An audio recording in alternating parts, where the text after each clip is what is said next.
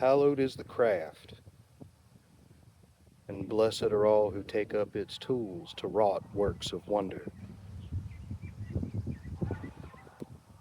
That's a little affirmation I say when I put on my pentagram necklace every time to remind me that that's my ultimate goal with the craft, to wrought works of wonder. Hello there, friends and kin. I hope you're doing well this Sunday. As always, it's good to see you. Always a pleasure to get to spend this time with you.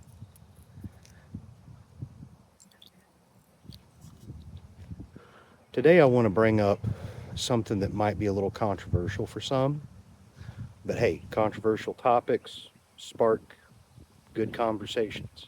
At least they can if you approach it with an open heart and an open mind. So where I live in the USA, because I know some people that I've interacted with through these videos live in other countries, but last weekend was Memorial Day weekend, which is a day we set aside to remember fallen service members, people who were in the military. Now, most Americans use it as an excuse to have just a 3-day weekend where they get to drink a little more, party a little bit, cook out. Uh, Retailers make use of it to run sales and try to move more merchandise. And I think that's really all the common everyday American really understands about it. 3-day weekend, spend money, get wasted, party, acquire more shit. But it is a day devoted to the dead, specifically the fallen in combat, and that means something to me as someone who has a very close relationship with death. Hallowed be her name.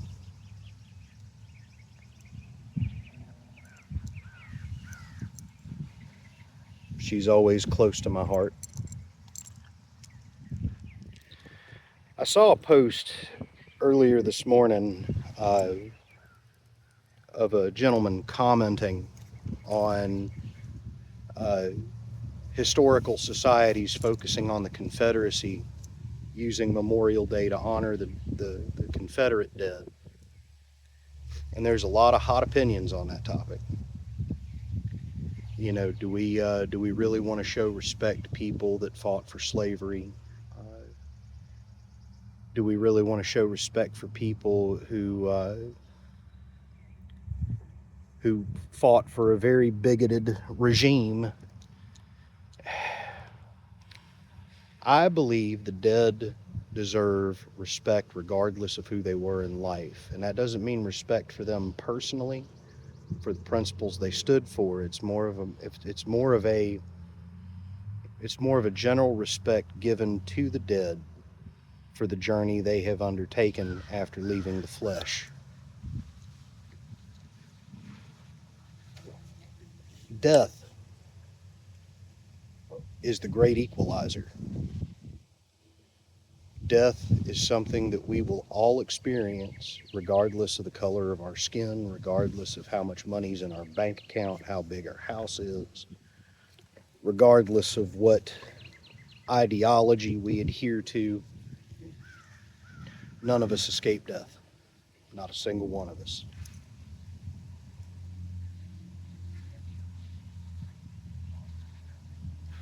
Even if you are a sincere Christian and believe in physical resurrection, at some point after the return of Christ, you will still experience death.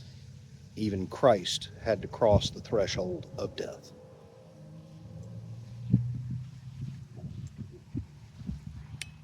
None of us are immune to it.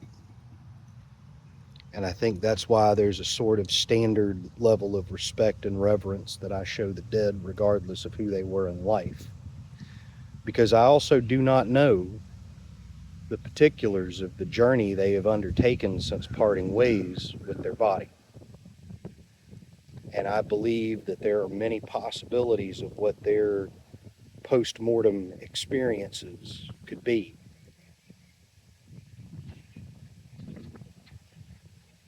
I'm open to the possibility that people that did horrible things in life might stick around to try to help other people not go down the same path they elected to travel. There might be some that that perform acts of guardianship over people they may very well have victimized in life as a type of penance. These are all ideas that have come up in many conversations I've had with other people about death over the years and what awaits us on the other side. And I think that it's quite there are quite a multitude of options and possibilities. Again, none of us know for certain exactly how we're going to experience it, but experience it we shall. Now, I certainly don't have any sympathies with what the Confederacy stood for, because at the end of the day, I think most governments are pretty much all the same. They're designed to keep the majority of people in a state of economic, not quite poverty, but close to it, borderline poverty. They want to keep the vast majority of the population in a state of borderline poverty, give them just enough to be comfortable, relatively healthy, keep their bellies full, keep them entertained. But you want them close enough to poverty to know that if they fuck up, that all the little comforts that make their daily life bearable can be wiped away, and they'll be living in a state of destitution. And that's part of the ways governments keep people in control. And I think governments excel at keeping this vast majority of the population that's always flirting with the border of poverty. They're masters at keeping these various demographics convinced that their enemies are the oppositional demographics. And these people are trying to take your all the comforts in your life away, or if you're experiencing any suffering, it's this group of people that are the root cause of that. And then they use that to keep us all fighting amongst themselves, so that they have less complications keeping the wealth and the power in the hands of a specific minority at the top of the economic food chain. And I think that's generally the way governments have worked since the dawn of human civilization. I don't think that process is unique to any one government. Before I go any further, I want to say I realize I am deviating very far from our usual type of content, but I don't know. This is just something that really spoke to me this morning, and it's on my mind. So I'm bringing it here to get your feedback and get your thoughts. So bringing it home to the Confederacy, I think that I don't believe that every single person who fought in the Confederate Army was a slave-owning bigot. I think bigoted views certainly did prevail amongst people that lived in the South, and as they did with people that lived in the North. They had a bigotry all their own, and it may have been expressed a little different. But at the end of the day, the people who were the pioneers of industry that lived in the northeastern United States at the time, they had an interest in just producing a population of worker drones. I don't think they really cared at all what color their skin was. But the families that were in power wanted to make sure that they stayed in that position of privilege and influence, as did many of the families and dynasties in the South. And I think that war was a war of power dynasties. Now, I do think there were heroes. There were good people that tried to put an end to slavery and push emancipation. Uh, and I think that was a serious, I think that was a serious issue that needed to be resolved in this country. And I'm grateful for the works of people that maintain the Underground Railroad. I do think those people deserve a heroic remembrance. And but I'm also not going to sling hate at people on either side of the fence that fought and died and killed each other.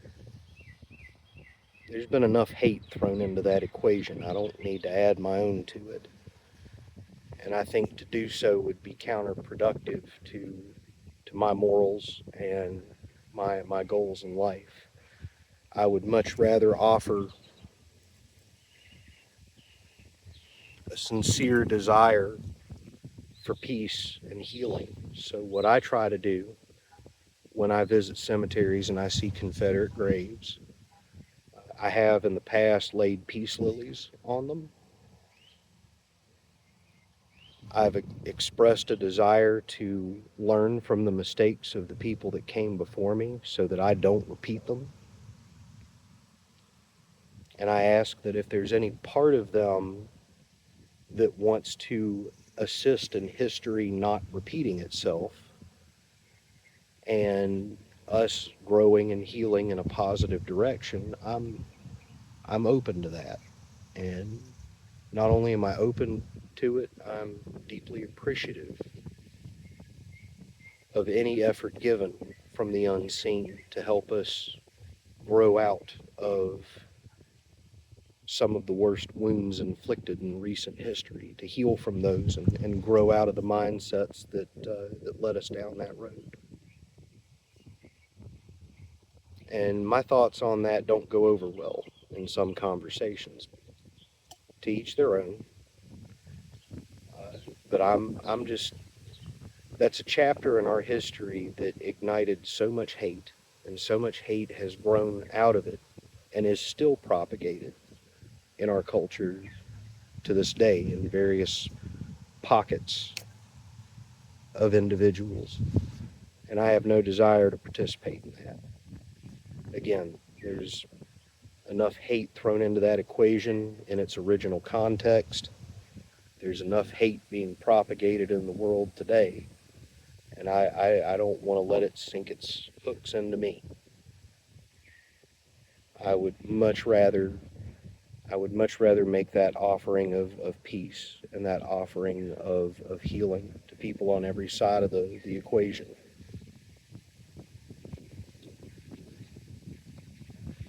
So throw me some comments about your thoughts. How do you interact with people who participated in some of the worst chapters in history? Maybe you don't. Maybe you find it's best to just acknowledge but remain detached and move on, and that's fine too. There are plenty of people that I know that have that stance or something very similar to it, and I totally respect it. But let me know what your thoughts are. Before we part ways today, uh, I would like to draw a card for guidance, kind of give us a lantern to make our way through the dark, so to speak. I'm going to twist up another smoke first.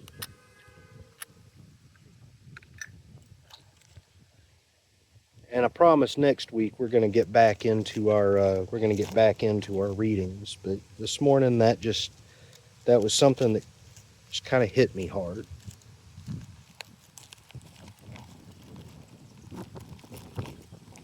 Deep down, I know that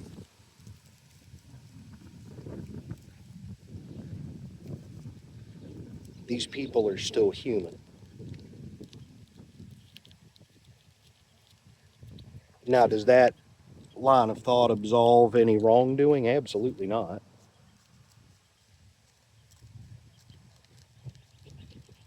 But it's also not up to me to be judge, jury, and executioner. I wouldn't want the stress of that job. I'm very grateful that those sorts of decisions are left in the hands of intelligence is far older and wiser than myself.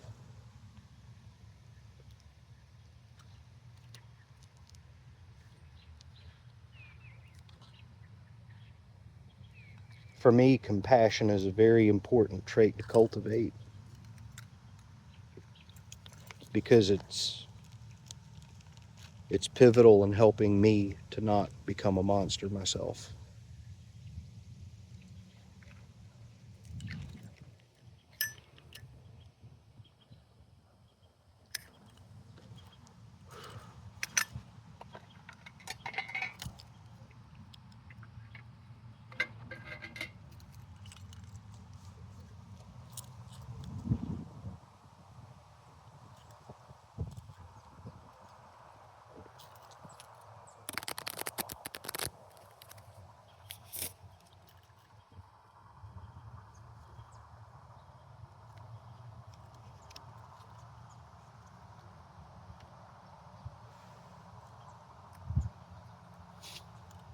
This could be pertinent on a number of levels.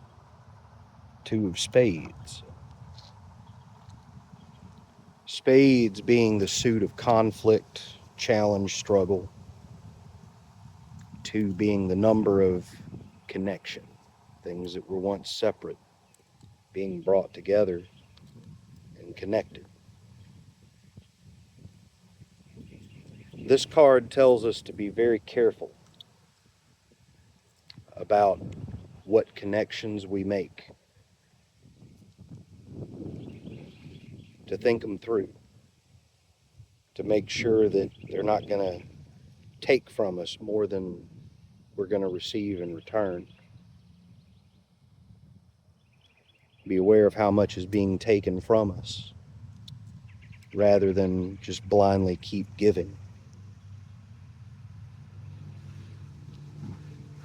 It also advises us to be on the raise our defenses a little bit and be on the lookout for those that would act out maliciously toward us. Maintain our boundaries.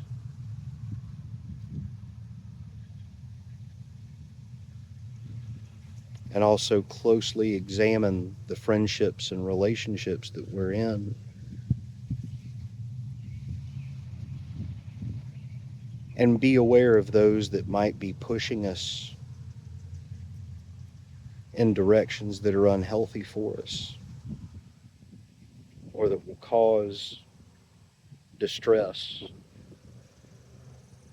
in the rest of our relationships and connections. Sometimes toxic people are very good at convincing us they have our best interest at heart. And that's a hard lesson to learn, because people that have only the desire to use us are very, very good at convincing us that they are our friends and that they love us and they care about us. But friends and kin, the proof is always in the pudding. If somebody takes more quality from your life than they give, that's a connection you need to reconsider. I wish you all quite well for this upcoming week. As always, I enjoy this time we get to spend together, and I'll see you next week.